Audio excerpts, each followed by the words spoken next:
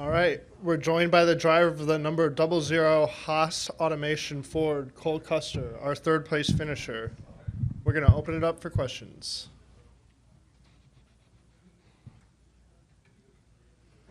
Cole, you worked your way up from the back. Just how'd that work for you?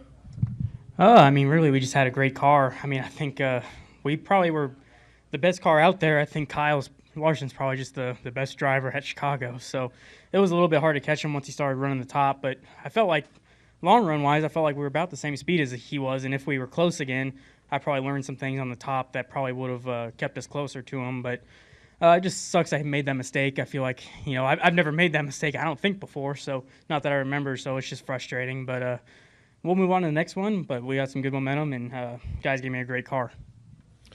Jessica Rupp with NASCAR.com. Obviously, you're disappointed that you didn't get the win today, but you guys have had a strong string of races recently, and you now are atop the points, so that's got to give you some, good vibes heading into the next few races. So what does that do for your team?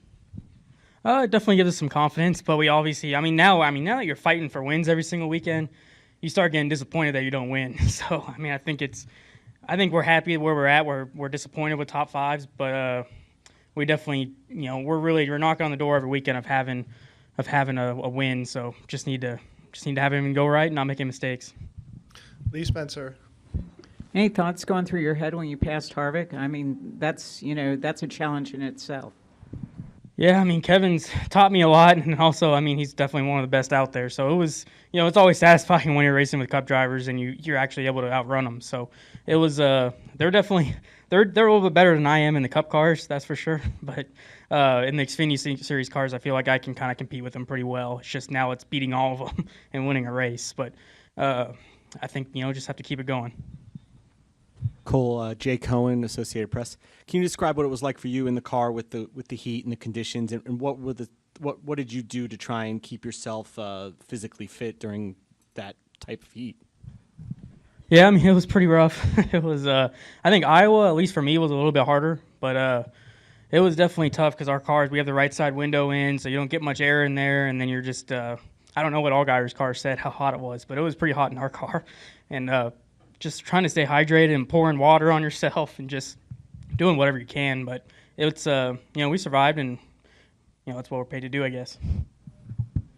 Chris Knight, catchfans.com. Cole, how do you feel about going to Daytona next week and continuing your momentum? Oh, well, obviously it's a wild card, so everything that we've worked on the last 5 weeks or so could be thrown out the window there. But it's, I think our speedway stuff's been getting better and better and better, so I think we're bringing an even better car there, so we're just I'm looking forward to it. I think we'll have good speed, and I think I'm not the best speedway racer, but I feel like I've gotten better and better at it too. So I think it'll be our best speedway race. Any more questions for Cole? Thank you, Cole. Thank you.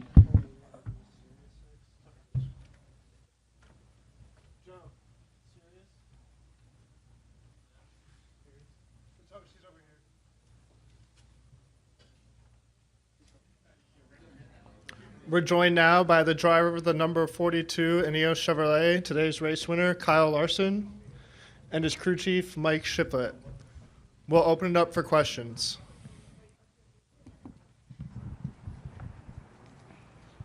Sweet.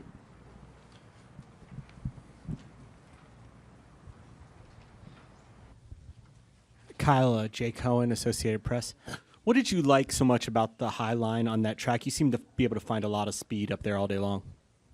I think, I don't know, you can look at any track where you can run inches off the wall, and I'll be faster than anybody. So, once the lap times dropped off enough around the bottom, I could move up there and go really fast. It seemed to, I was pretty, I would say for the most part, we were somewhat tight around the bottom, and then I'd move up to the top, and I'd be a little freer and could roll the corner a little bit quicker. And then you just have the straightaways that really is where all your lap time comes from, being committed to the throttle a lot sooner. So we're able to just, the long runs paid off for us, and then I think we had a really good green flag stop and was able to gap them even more.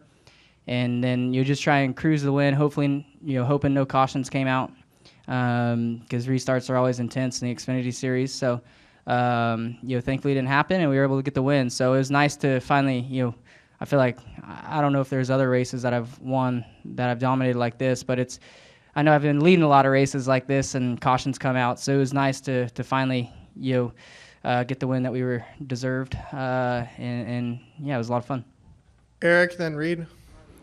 Eric Young with superspeedway.com. Kyle, you were able to make it to up to sixth in the first stage from the back of the field. What was it like coming through the field? And was the long run ability of your car pretty much what helped you win that race?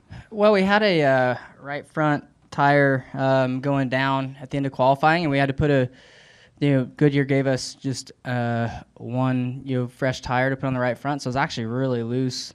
That first run there, I think because the right front tire was just working better than the other ones.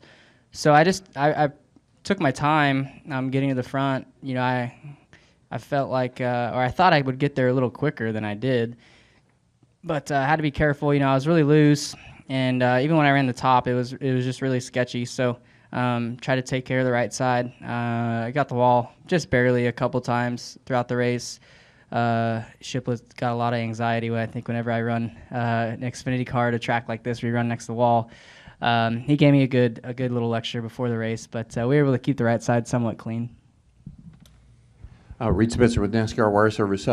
How important was it to get out of pit road and gain the spot during that last caution? And from that point on the restart, did you feel like if it went green for a while that you had the speed to get to the front again? Yeah, it was really key. We restarted the leader there one time and fell back to fourth, and then we got a caution. Was able to come down pit road and gain 2 spots. I think 2 spots, maybe 1 spot. 2 spots, and then the 60 had stayed out. So we restarted on the bottom. I think we restarted on the bottom behind the 98. And Bell almost cleared me off of 2. And I feel like I still would have got to the lead probably eventually. We won by, 10 seconds or something. So we probably would have got to the lead eventually anyways. But I felt like at the time clearing Bell down the backstretch was really important. And then our balance was pretty good that run where I was able to stay somewhat close to the 98 of Harvick around the bottom. And then, I felt like once we got a long run in and I got to the top, I would eat him up, which we did. And I was surprised he didn't really fight me that hard. Harvick usually races really hard, especially for the lead, but I felt like he let me go a little bit there. So it was nice not to have to race hard and make a mistake or anything. But it was good. Jerry, then Nate. Jerry Jordan, kicking the Tires.net and Performance Racing Network. Obvious question here. 300 today, 400 tomorrow. Are you going to be prepared for that, running back-to-back? Weather's about the same according to... Yeah, I'd like to think so. I've always felt like Xfinity cars for some reason, and maybe it's because the day is longer, but I always feel like the Xfinity race is tougher. I don't know if the cars are any hotter inside or what than my Cup car, but I always feel fine. Even if Sunday's hotter than Saturday, I always seem to be fine in a Cup race. I think our AC unit in the Cup car is nicer than the Xfinity car. I felt like it wasn't even really working today. I did turn it off once just to make sure it wasn't working, and it was working, but it wasn't working great. So yeah, I don't know. I'll hydrate as much as I can. Maybe get an IV. A little scared of needles, but maybe we'll go get an IV and get feeling better. Nate Ryan, NBC Sports. Kyle, following up on that 2-part question, Chase Elliott went to the Care Center after this race to get fluids. Was there any thought on your part or anybody's part that with Cup qualifying after the race, after 2 hours in this heat, that maybe it might not be worth the trade-off of running it? Running the race? No, I never thought about that. I didn't even really know the schedule was like this until the other day. So it's a little too late to change your mind on a race. But yeah, I don't know. I hope I have enough time here to go to my motorhome and just take a cold shower, just to get a little shock in me, and then get changed in my Cup suit and I'll be fine. What are the odds of you getting a sweep tomorrow? I think there's a decent opportunity. Cup races are so hard to win. Especially, I feel like this race will be won around the bottom. Xfinity cars are a lot easier to run around the top, so I think your preferred line will be around the bottom of both ends, which is where the 78 and the 4 are extremely good at staying disciplined and running the bottom, lap after lap. So I feel like I worked on that quite a bit today in practice, and we had one run where I felt pretty good about it, and then the second run our balance was much worse, and then I got into the wall. So I don't even know if they've repaired my car yet enough to qualify, but for tomorrow I think we have a top 5 car.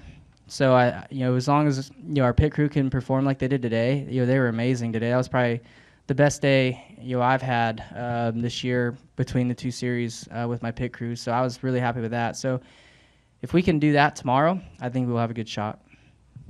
We have time for one more question for Kyle before he has to go qualify. Jay? Anyone for Kyle? Thanks, Kyle. Kyle, you're good.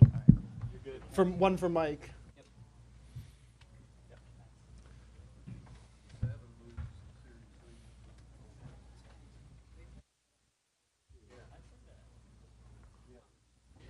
I think Kyle said something that his car was. He thought his car required a lot of work after practice. What did you guys do to it to get it turned around so quickly into a winning car today?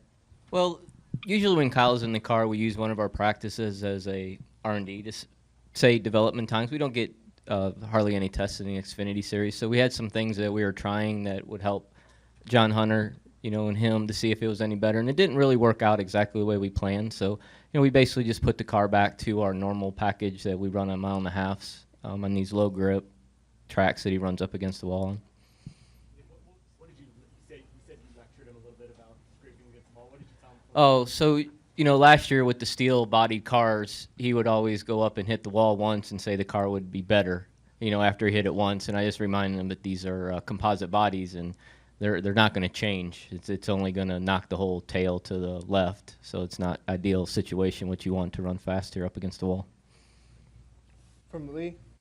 Just touch on John Hunter's development since you've had him this season.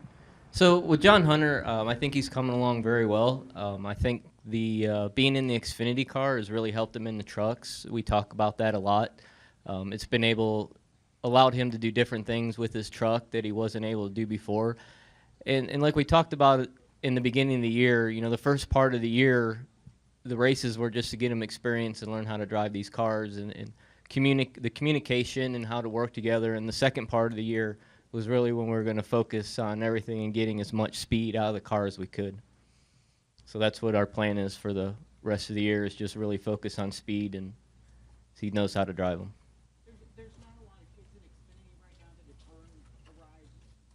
How is he separating himself from, the other people that are in that group of guys just trying to break through? I think all the young guys that are in this series, want to be here and want to put in the effort to do it. But John Hunter really goes above and beyond some of the drivers that I've had in the past. His mental aspect, how much he works out, how much he reviews video, how much he goes to the simulator that GM has for us. He just puts in a lot of work. He's here every race. He's up on top of the truck with me during practice, asking questions. He's just putting forth every effort to make himself a better driver. And I think we'll see that here towards the end of the year in the 42 car. Any more questions for Mike? Thank you, Mike. Thank you.